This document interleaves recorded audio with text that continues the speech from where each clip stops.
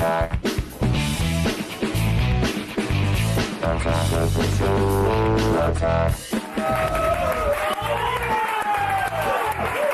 right. To the bomber, everybody. Welcome to Attack of the Show. We are TV's only source, the #1 and only source for all the stuff you care about. True. I'm Olivia Munn. Yes. And I'm Kevin Pereira, folks. It's Tuesday, August 12th. We're coming to you live from the G4 studios right here in Los Angeles. On the show today, indoor base jumping. Yeah. We're taking you to the National Basilica of Kokelberg in Brussels, Belgium, to witness dudes base jumping from the inside of the top of a building. It's scary, it's amazing, and it's around the net. And in today's Break Moments in De-Evolution, we have an automotive theme, everybody. Wheelies go wrong, SUVs will flip, and our gene pool is going to get skinned. Also, it's a very bloody Quentin Tarantino edition of DVDuesday. Chris Gore will be here to talk about his remakes of Inglourious Basterds and Fast Pussycat Kill Kill. And we will review the original disc. Plus, the opening ceremony of the Taxidermy Olympics are finally here. It's been a long time. It's been 4 years. 4 years. You have never experienced archery until you've seen a bear shoot an arrow. He has been training. I've been watching him in the qualifier, and he is on fire this year. It's amazing. It's going to be really good. It's going to be great. But right now, time to run down the top 5 things from the web. Let's go around the net.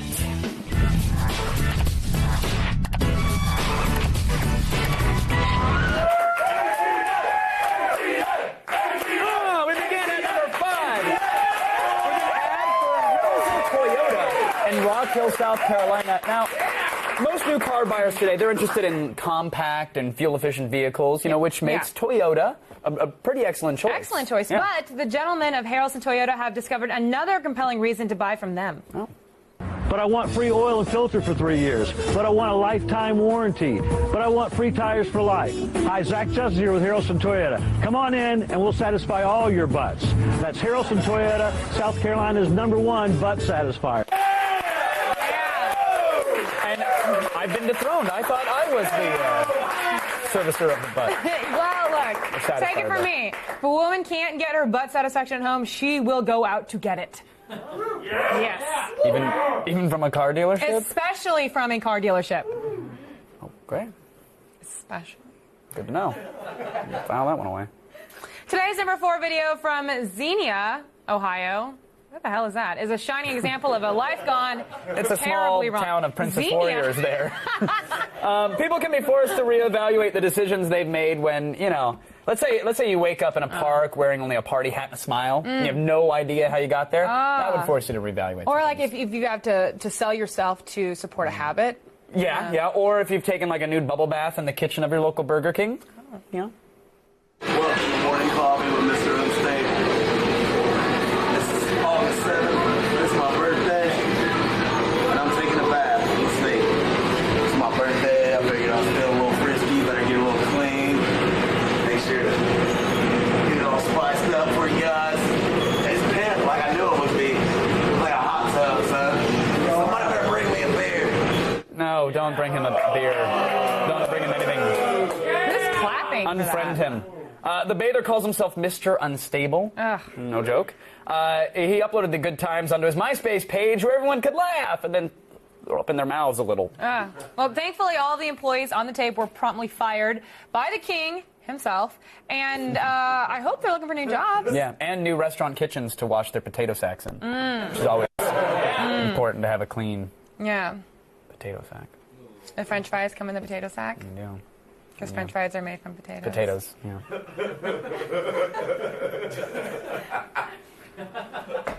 Today's #3 item proves that thrill-seeking is a hardcore drug.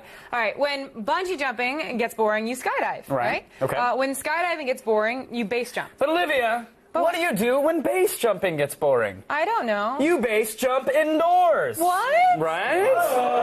And you don't just base jump indoors. You do it in the largest Art Deco building. Like the sacred church that commemorates your nation's founding. Which one? That one. That one?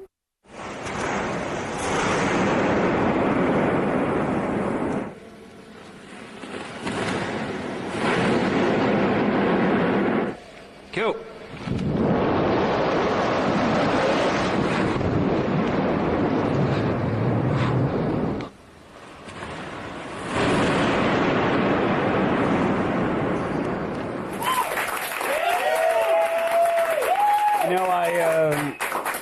I really don't see what the big deal is, because we do this kind of crap here all the time in America. Yeah, and we're about to do it again, just 'cause. What?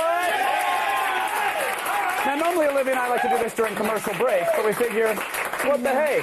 So we got our state-of-the-art danger cam on right here, so you at home can experience the thrilling adrenaline rush that Olivia and I are about to experience. It's right there. The rush of adrenaline. Drink and bird, yeah. Got it. There it is. All right, now, as you can see, we are already in the tandem position. I'm just going to strap on. There we go. Right.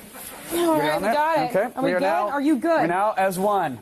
Are you good? We have a buckle. Do we? We'll be fine. Okay. I'm not too worried about the buckle. All right. All right, now, you might expect some sort of, dirty joke here, but no. We're professionals, and this is dangerous, so... Yes. Now, this studio is about as sacred as a sacred building can get around here, so this should be fine. All right? You got it? Yeah, hang on. I'm good. I got you. I'm bracing you. Danger cam! I feel like I'm shopping at Target, and I have an infant tethered to me, and I'm like, hold on. Wait. You got it? Oh, yeah. I'm just bracing you. You get it. All right. All right. All right.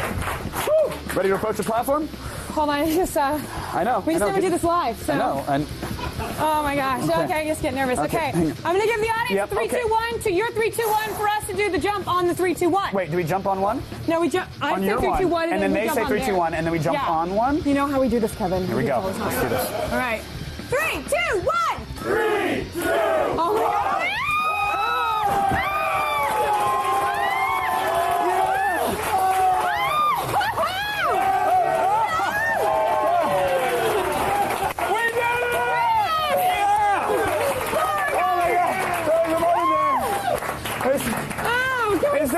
During that first moment of free fall, when you start, the blood goes up, and it's rush. I know that G-force feeling. Oh, can we see the danger cam replay? Because I want to relive that right now. Oh, look at that, beautiful. Oh, gosh, I remember that moment. Look at that form. Look at that form, but wait for it. Watch this toss here. Perfect deployment. We call it in the industry, that's called a PD. That's a PD. That's perfect deployment.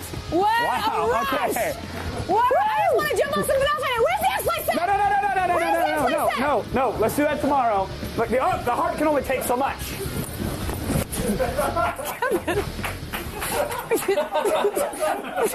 Hold on, I got you. You got my nose. Hang in there.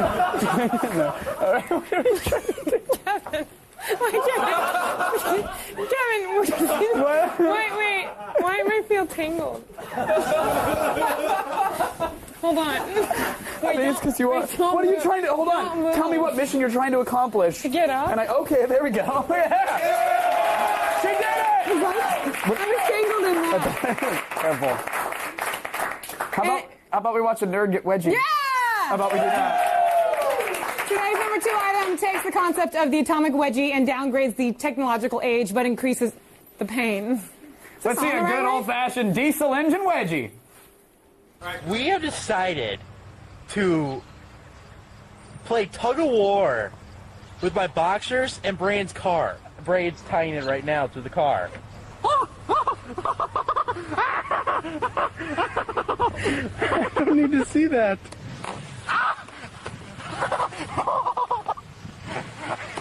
My pants are ripping off! Braden, stop! Get your hand. Anybody see the clip? Yeah, it's fine. That little stunt could have turned very painful, though. You know what I mean? Yeah. You mean if he broke, the rope broke and then he fell on his head? No, I'm talking about like severe scrotal tearing. What? Because there's no coming back from that, Oh. And the sound is, you never heard anything so awful. It's almost as bad as getting the Indian burn on it. You get an Indian burn? Well, I mean, if you pay extra, yeah. What does it sound like? Bubble wrap. Sounds like bubble wrap? Sounds like bubble wrap. At number 1 today, it's a Skittles commercial, everybody. Oh, tasty. In my opinion, as a television host, as far as candies go, you kind of have to hand it to Skittles. Yeah. I mean, other sugar snacks will tell you about how good they taste or how they're not quite as bad for you as you think they are. But Skittles, they just try to creep you out. Yeah. I'm your friend because you're a really good person. Are you sure it's not just because Skittles on my feet? Yes, I'm sure. Why would you say that? I don't know. Hey.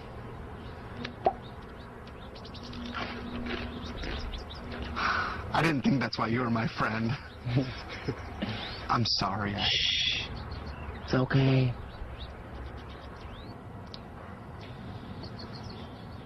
Grow the rainbow. Taste the rainbow. That was great. Come on. I will assume that the video was a wholesome and wonderful advertisement that would make me want to purchase a product. It was. I couldn't actually watch it because I find it disgusting. That's so gross. Yeah, the feet disgusting. You know, how, like the feet. I hate things like that are bumpy. You know that commercial with the fungus and the tail. Yeah, but that you're telling me you didn't watch that and think, kind of like to eat a human foot right now. No, did you? No. To get your daily viral fix and to check out all the viral videos we have to offer, go to g4tv.com/around the net. And set your alarms for tonight's 10 o'clock show. It has a naughty after hours of Maria Ozawa, an adult film star from Japan. She's half Japanese, half French-Canadian, and all sexy. She also likes playing with her pink Nintendo DS, so she's one of us. Say mosh mosh to her after hours. We should find her when we go to Japan. I tapped her DS with some stylus. You know what I'm saying? Hope you have a bigger stylus than comes with the Nintendo DS. It's accurate, though. It's good. Right now, it's time for the only news you need to know. Here's Allison Hayslip and the feed headlines. Thanks, guys. All right, here's what's coming up in the feed. First, Megan Fox's nude scene has been cut from the film Jennifer's Body. Plus, we've got our first glimpse of Jake Gyllenhaal as the Prince of Persia, and Twitter is limiting the number of people you can follow. It's all coming your way in just a few minutes, but first, back to you guys. All right, for the past 5 days, the entire world, minus Russia and Georgia, have been consumed by the Summer Olympics in Beijing, and it's incredible. From the unbelievable opening ceremonies, which were fantastic. I love how little girl lip syncing because she wasn't cute enough. No, fake she's not fireworks. cute. But that's how the Chinese are. We don't care about feelings. No. We care about pretty. Best foot forward, like Disneyland for America. Oh, it's so fantastic. From those ceremonies to Michael Phelps' quest for history, really. Yeah. This year's games are going to be very hard to eclipse. But we are going to do our best to do just that, because over the next few weeks, Attack of the Show is the exclusive broadcaster of one of the most noble and awe-inspiring athletic competitions in the world, the Taxidermy Olympics. Here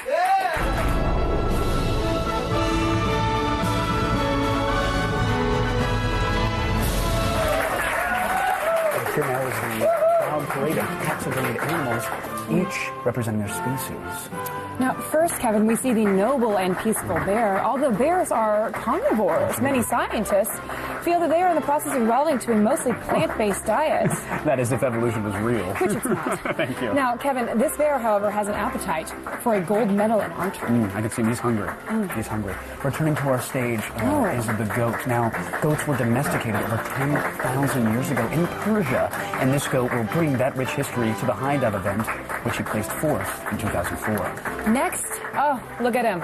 It's the bobcat. So noble. So ready with those tennis shoes on. Look at that. He's ready to spring. He's ready to pounce. He is ready He's to pumped. pounce. Now, the bobcat is a highly adaptable predator. Its first home, of course, is in the forest, the desert, urban environments, and in track and field events. He is ready to go this year. No doping. Finally, we get a look at the squirrel gymnastics team. Now, they should benefit greatly from their species. They have balancing tails and the light bodies, and that's really going to help them in this year's games. Look at them there. It's fantastic how they've such a unified team. Two squirrels, one voice. Two squirrels, one voice. Yes, they can. And that concludes our opening ceremony. That is a scratch on the surface of the tip of an iceberg. You know what I'm saying? I have to tell you, as an American and as a television host, I am proud to give you the Taxidermy Olympics of 2008. It is officially open. Whoa! It's official. Later on today, we will have the first competition in the Taxidermy Olympics, and it is archery. Oh. Boom! Will the bear maul the gold medal? Oh, I bet he will. Or go home empty-pawed? Find out in the Taxidermy Olympics.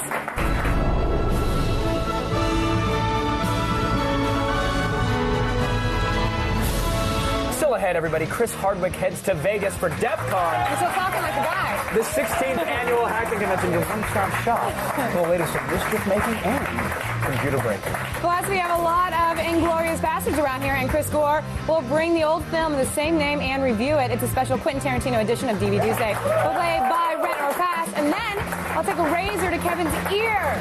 Woo-hoo. Did you hear about that? No, you won't. Stick around. We'll be right back. I didn't hear about that. I've never heard that.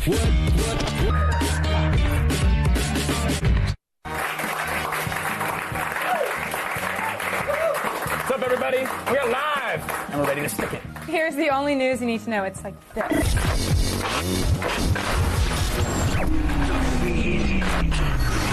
I'm Allison Hayslip, and here are your top stories. Sorry to kick it off with bad news, but reports are coming in from the website Joe Blow that Megan Fox's nude scene has been cut from the film Jennifer's Body. Apparently, the scene is nowhere to be found in early screenings of the film. Now, before you start sobbing uncontrollably, there are two things to keep in mind. One, you can console yourself with photos from the shoot that were leaked onto the web. And two, it's an early cut. Things could still change, and the scene could come back in a re-edit. Meanwhile, Jake Gyllenhaal has clearly been hitting the gym to play the Prince of Persia. The latest pictures from the set show him topless and looking beefy. Production has been steaming ahead over in Morocco to complete Prince of Persia: The Sands of Time before its 2010 release date. The film also stars Ben Kingsley as the villain and Gemma Arterton as the princess. If she's not a familiar name to you, wait until you see the James Bond film Quantum of Solace. Then you will know exactly who she is. Trent Reznor of Nine Inch Nails has been talking to HBO about making a television series out of the alternate reality game Year Zero. The game, created by 42 Entertainment, was a dark futuristic tale that was meant to be an interactive version of liner notes for the album of the same name. Reznor says that the story for Year Zero isn't finished, and only he knows how it ends. He says if the series gets the green light, he'd like to record a second album to launch another alternate reality game to go with the series to bring the story to a close. And finally, Twitter is making an effort to fight spam by putting a cap on how many people you can follow. If you are a compulsive follower, you are now limited to following a mere 2,000 people. Spammers have been opening bogus Twitter accounts, following thousands of people, and then using the service to spam them. Twitter does make some exceptions on the limit. They'll allow more for celebrities, and they will let you go over the 2,000 limit, but only if you have just as many people following you. Well, that's it for today, but don't worry, the feed doesn't stop here. Stay tuned to G4 all day and look for the feed ticker at the bottom of your screen. We'll have all the news you need to know as it happens. I'm Allison Hayslip, and you've just been fed.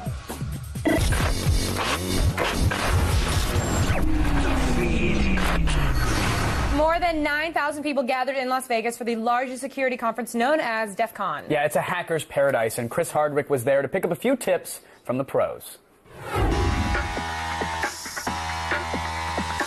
Hey, it's Chris Hardwick. I'm here at DefCon 16. It is a hackers convention, for crap's sake. This place is unbelievable, so I'm going to walk around and see if I can give you some real information on today's American hacker. What started in 1993 as a way for small groups to discuss the current state of hacking, DefCon has expanded into an annual convention, now going on its 16th year, that seeks to shed light on the current condition of computer security, or lack thereof. Hacking is really about working out how things work and how you can extend them and do new things and interesting stuff. Just that term hacking is a real overarching term, and you have to make sure to subclass messing with people and destroying things as being a malicious hacking. Normally we'll get hired by a customer and we'll get hired to go and find problems in their applications and, of course, help them fix the problems in those applications so that they can be hopefully more secure when the bad guys attack, things like that. How safe is it to store your credit card information on, any kind of consumer site? It all depends on if they hire people like me. This is probably my favorite part, is right here is the wall of sheep. Would you like to explain to everyone what the wall of sheep is? Because it's hilarious. This is a real-time feed of all the passwords that are going across the network. You see people's usernames, you can see a blocked-out password, or occasionally you'll see Twitter for iPhone, so someone's twittering on their iPhone. Nothing is sacred here, and what's worse about this wall of sheep is it's all the traffic across the whole conference. It's a real eye-opener to see how vulnerable we really are. But there's more to DEFCON than preying on the digitally challenged. The convention also hosts opportunities for hackers to showcase their skills. This is the B-sodomizer. It fits in the rear end of a computer. Okay. And what it is it looks like a little VGA dongle. And what it does is it's fully configurable to throw up a blue screen of death, as though your computer has crashed. Nice. It has a time mode and also has a remote control mode. All right, so I'm here in Lockpick Village. What are you doing right now? Well, I have my tension wrench, I have my picks, and I'm just trying to find each pin and push it up and get into place. The mindset of a hacker works the same way, whether you're looking at a router or, you're looking at, hacking some random piece of hardware you found or picking a lock. You find a vulnerability, you find how you can exploit it, and you use that to your advantage, basically. You can't come to DEF CON without noticing how kick-ass the badges are. For the past 3 years, I've designed the electronics and produced and manufactured the actual badge. I have an SD card for some infrared data transfer. There's a few other modes, TV be gone modes. You can just hold the badge up and turn off TVs. So a lot of fun features that people can modify, and it's just another part of DefCon that makes this conference special. So that's DefCon 16. There's some really amazing stuff in there. A lot of stuff we actually can't even show you. I've learned that hacking doesn't necessarily have to be for bad intentions. There are people who are on our side that are working for our protection. So I guess my private stash of amputee porn is all safe. Thanks, DefCon 16. Thanks, Chris. Please don't hack my website. Now let's go over to Olivia. Quentin Tarantino is set to remake two classics, Inglourious Basterds and Faster Pussycat Kill Kill. So right now, film expert Chris Gore is here to look back at the original versions of these films in a special Tarantino edition of DVDuesday.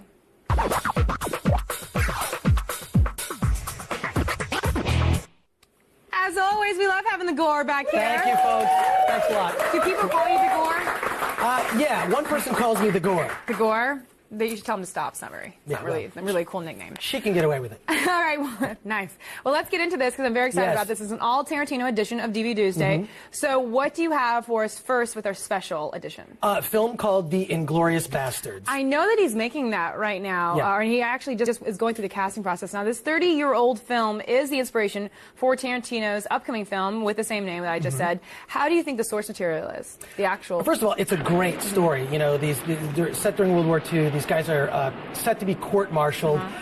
They're raided, and they're just sitting around. They escape, and they go to Switzerland to have fun. But they're not on anyone's side. That's what's kind of cool about it. So they're kind of like freelancers during the war. And they have all kinds of adventures, including running into a bunch of naked ladies that are, which is great. And this is an Italian movie, sort of shot spaghetti western style, so all of the sound was done after. This is how the Italian neo-realists did it, right? They would just record all the audio later. So it has kind of a cheesy feel. I love how the black guy is the one who has to get all the ladies out of the... Why does it have to be the black guy? Naked chick shooting a gun at the Americans. There's a lot of hot scenes there's in there. so much great material. I know that you got your hands on Tarantino's script and yes, compared I did. the two. It's right there. I have it at my house as well. Yeah, it's awesome. What did you think? Well, first of all, like any Tarantino script, a lot of misspellings, including even the title written by him on here. It says bastard spelled with an E. It doesn't make it. But look, Tarantino's all about dialogue. His dialogue is just unbelievable. Is it better? Spelling aside. Do you think it's better than the original? I hate to say it actually is better from the standpoint of just gutsier. I mean, you can get away with a lot more now because so many barriers have been broken. But seeing the source material is so much fun because you can envision what Tarantino can do with it. And as for extras on the disc, there's a great interview with Tarantino interviews the original director. Enzo. Yeah, so how was that interview? That is great because basically... Because he's basically passing the torch? Well, yeah, like Tarantino talks through most of it, but he's fascinating because Tarantino is the ultimate movie geek. He knows so much about film, so seeing these guys have this conversation about him remaking the movie is amazing. You get really a glimpse into his creative process. So do you have a bottom line by Rent Pass?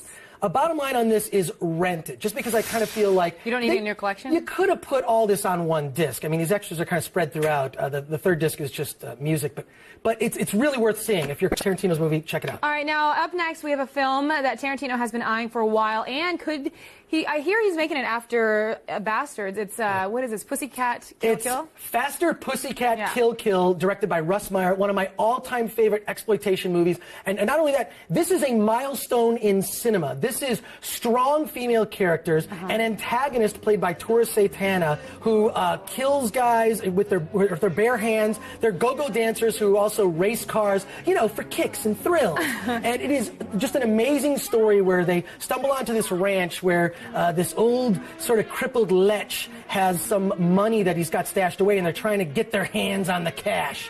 It's so ripe for a remake, and the original Russ Meyer is just filled with sex, violence, all the things that make movies great. Well, it's a milestone. The next thing I was going to ask you was, there's so many options for Tarantino. Would this be a good movie? But then you just basically named all the things that make up a Tarantino movie. Right, so this is a perfect move for him. It's perfect. They've talked about a lot of casting with this, but I'll tell you what. I think you should be the lead in Faster Pussycat. I'm being that serious about this because you just have that sort of Tora Satana look, and you also you just have sort of this aggressive attitude that's kind of sexy. Really? Yes. Thanks.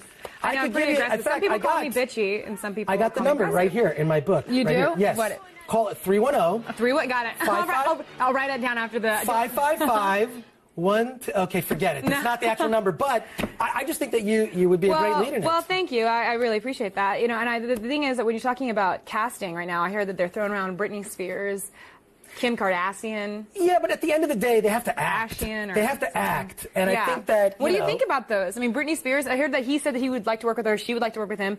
The e-girl for the reality e-girl. I think I know what character she would play. Sort of this blonde bimbo type.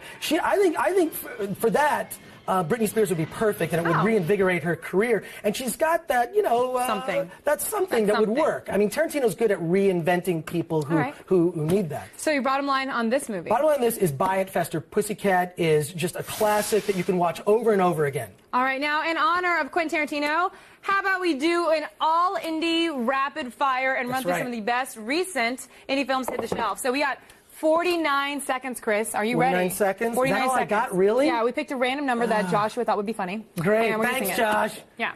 All right, and go. Okay, this is a film called Ultra Christ. We just finished Comic-Con. If you like the superheroes, this is Jesus Christ, comes back to the present day. He gets rid of the robe and the sandals and wears a superhero outfit because he has superpowers. The Room, if you've never seen this is one of the worst films ever made. Directed by Tommy Wiseau. You can check out clips on YouTube, but you must see the entire classic. It's amazing. Space Babes Meet the Monsters. It's just a fun ode to retro 50s sci-fi. 20 seconds. It's a blast. Only 20 seconds left. Come on. Okay, and then we've got Metalheads, which is one of my favorite underground directors, Bill Zabub, who also did a film called Ass Monsters. Okay, 10 seconds. Bill Zabub. Get two more in there. And then you've got to see, it's $100 on a t-shirt. It's about the world of fanzines. This is before blogs, people. 2 seconds. You got one more? I got 2 seconds. The films of Damon Packard, the untitled Star Wars mockumentary, DamonPackard.com. Check him out. This is the underground indies. Yes, we'll try to hit some of those next time. Don't be so disappointed in yourself. You failed. All right, thanks, Chris. Visit filmthread.com for more movie info. Right now, let's go over to Kevin, who has not failed me yet. Show's still got a while left. Still ahead, everybody. You were blown away by the opening ceremonies, but now it's time for the first event. Watch in breathless wonder as a bear goes for the gold in the sport of archery. And later, it's time for some break moments in de-evolution. It's a special motorsports edition, and that means wheelies that end very badly. Stick around, everybody. The feed is presented by Jack in the Box, where we don't make it till you order it.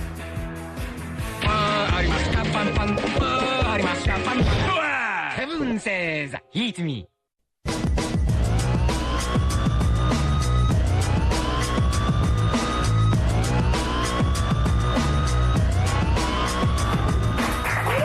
Ladies and gentlemen, very excited. The energy in here might seem like 3 people clapping at home, but I'm telling you, it's outrageous in here. Woo! Fantastic. We are about to see the first competition in this year's Taxidermy Olympics. But before we get started, I think we should actually get to know one of our athletes a little bit better. That's right. Now, every competitor has a story to tell, but few are as compelling or as heartfelt as this one.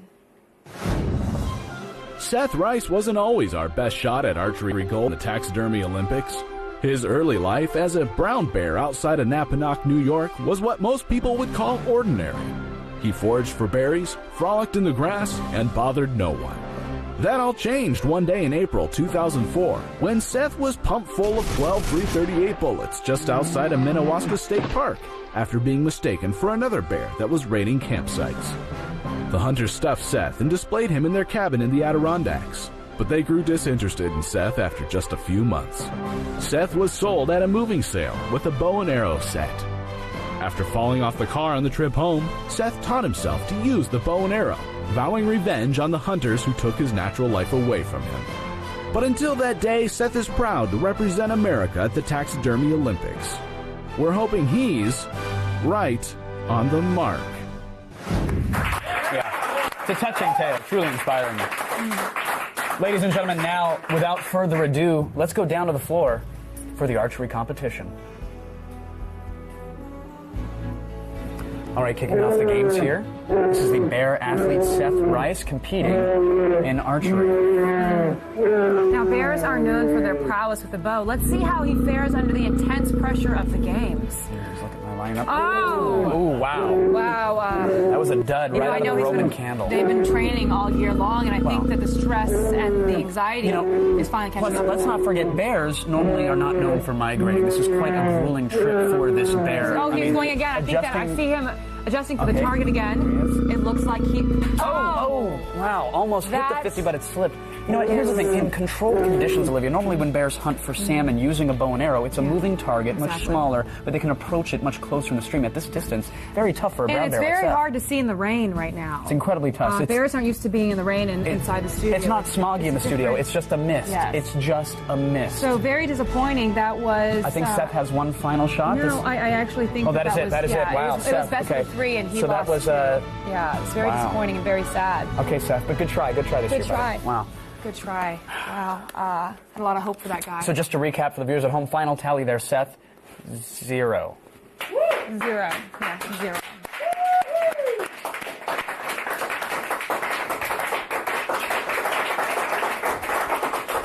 And that closes today's events on Friday.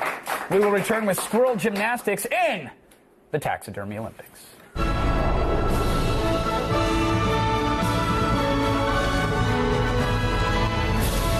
Man, that was exhilarating. Exhilarating. To be part of something so big. In high def. Yeah. Wow. Those games in high def. Yeah.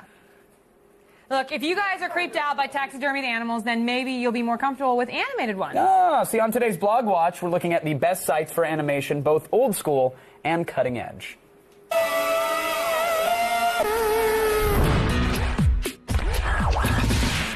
From hand-drawn cells to the new animated Clone Wars feature that hits theaters this Friday.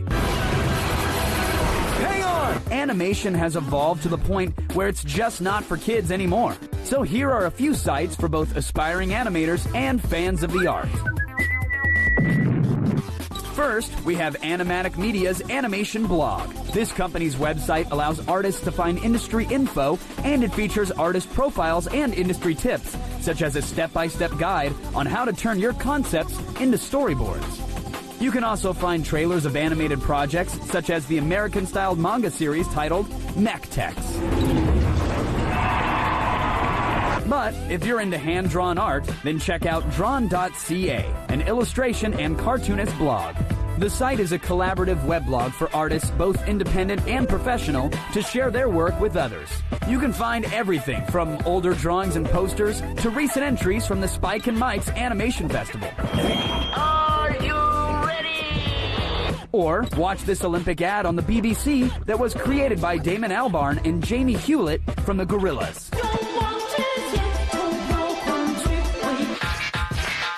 And finally, check out the Thinking Animation blog, a site written by animators for fans of 3D animation. Here you'll find news, events, and reports surrounding the animation scene, and find other forms of creativity such as stop motion and puppetry. From the video bar section, you can check out this trailer for the upcoming animation, Igor. Or you can watch the latest Radiohead video for House of Cards that used a 360-degree scanner called a LiDAR to create a real-time 3D recording. So whether you're into CGI, hand-drawn illustrations, or cool-looking animations, check out Animatic Media, Drawn, and Thinking Animation for your latest fix.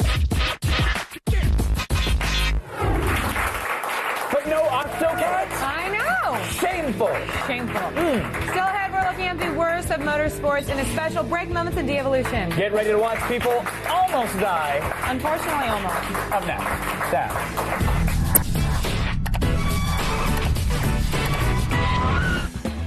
Gotta love these attention mongers at the gym. This guy's gonna do a backflip off that rim, and it kinda makes you wonder, what happens next? Will he successfully land on his feet, lose balance and fall flat on the ground, or will the rim just break off from under him? Keep your head in the game. The answer is after the break.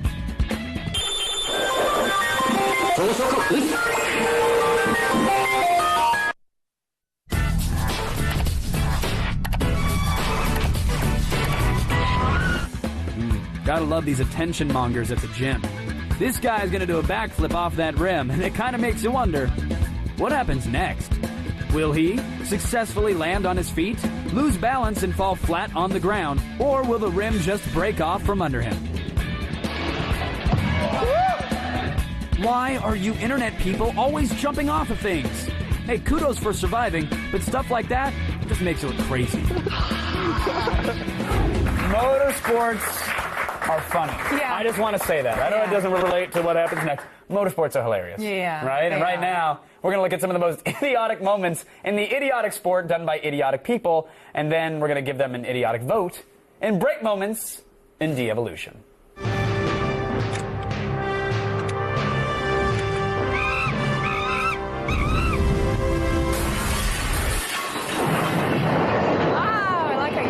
Thank you.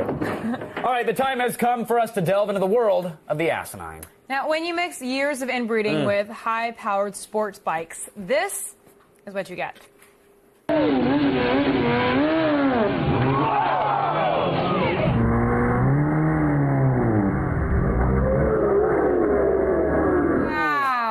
Let's just bounce off the concrete. You know, most people get like at least 3 to maybe 5 seconds of looking badass in a wheelie. That guy got milliseconds of awesomeness and then went right to fail. It was great for us. Wow. And our rating system. That was pretty good. Okay, this week our rating system is dudes who think wrestling is real. I don't see why that's funny to anybody here, because I don't. Dudes who think the wrestling like the WWE and like those like whole. What about dudes who take offense when people like insult their sport? It's not a sport. It's like an entertainment program. You've seen curling. I don't know who that is. Okay, so how many are we going to give this guy right here, okay? We're going to lay on our first contenders. Guys who think wrestling is fake, Yes. real. Let's start with 2 out of 5, because it was a good video, great video.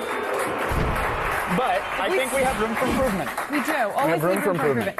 Now, in my opinion, life is a series of challenges. We all have to overcome so many obstacles in life, and that's just what we're made of. That's what it is. It's human condition. It is. You know what I mean? And this guy tried to overcome an obstacle of his own.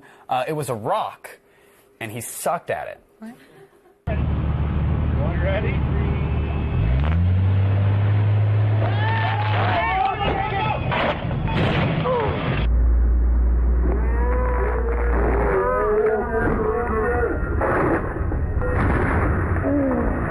I love hearing stupidity in slow-mo. You shouldn't have taken Mom's Range Rover to the rocks again. All right, so his car is totaled, but maybe you can, make it up. What, with a good grade or something? Yeah, give him a good grade. How many dudes who think wrestling is real for this clip, Olivia? I'm going to give that a good solid 4 out of 5. Wow, that's double. That's a double the wheelie. It's freaking Boulder. You want to give him 3? I give him 4. That's fine. You give him 4. Pretty stupid. You're generous today. Finally, street racing culture is clearly full of guys who are missing a chromosome and secrete extra adrenaline. This hurt. Yeah.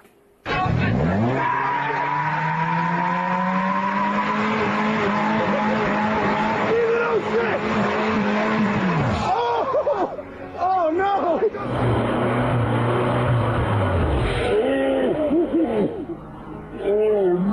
The hell?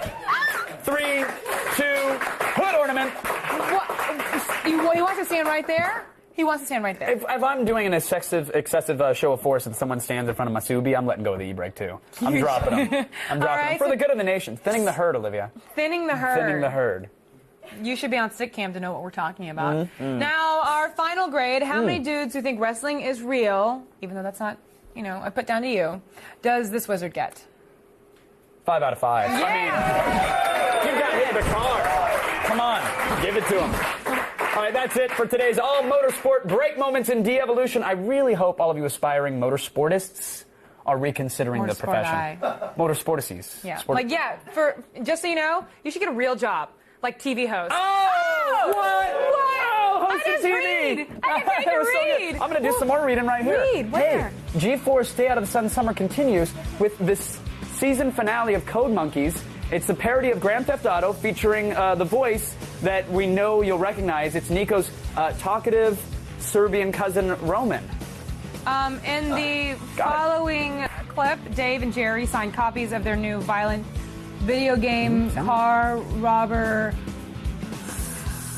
What sound does an S make? What sound does a snake make? Sunnyvale. featuring Boris when an anxious fan gets beat down by the cops. This is awesome. Car Robber Sunnyvale is a huge hit. Back me, old lady. This car is mine. You know what? It's a subtlety I think the fans appreciate. But more importantly, if we just touch one kid with our message, it's all worth it, dude. Am I too late for the signing? Ah! Get off me, you pig! Bastard car thief! Dude, my game rules. Hey, did you lose this? That part is rad. I love that game, just so you know. Don't miss the Code Monkey season finale Sunday night at 10, presented by Disaster Movie. That is in theaters August 29th. That's right. Check out g4tv.com/codemonkeys if you want info and updates. Still ahead, our epic fail stars 2 cranes. The giant cracker vine, not the birds. Oh, I thought it was the Karate Kid one. Stick around, everybody. Attack of the Show is coming right back.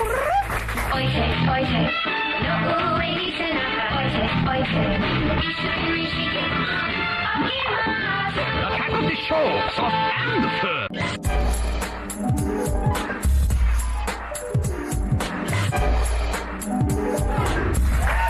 Cheaper than Olive Garden. Tastes rank, too. Oh. It's time for today's meta epic fail. It stars a crane lifting another crane. Yeah, but, it tries to lift it. Yeah.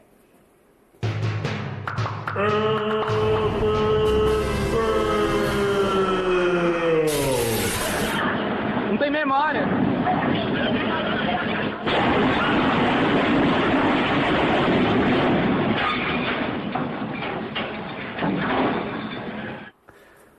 Yeah, okay. Well, the guy that invented the crane back in 1976 also invented the crane accident. Yes, and he pioneered being pinned by a crane as well. So, folks, if you see a crane in your neighborhood, don't wait for the fail to happen. Just run. Get moving. Can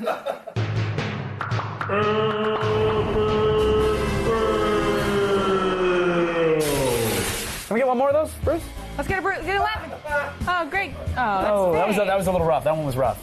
That's all right. Coming up tomorrow on an all-new Attack of the Show, we'll look at CyberPower's gaming PC. It's got a base price of $650, and they will customize it into any configuration you want. Pretty sweet. If you're a gamer, you'll want to watch GadgetPon. You guys go to g4tv.com/AOTS for all the stuff you saw today and more. Guess what? X-Play's up next. Oh, man, we gotta go base jump over X-Play? Yeah, I'm ready for it now.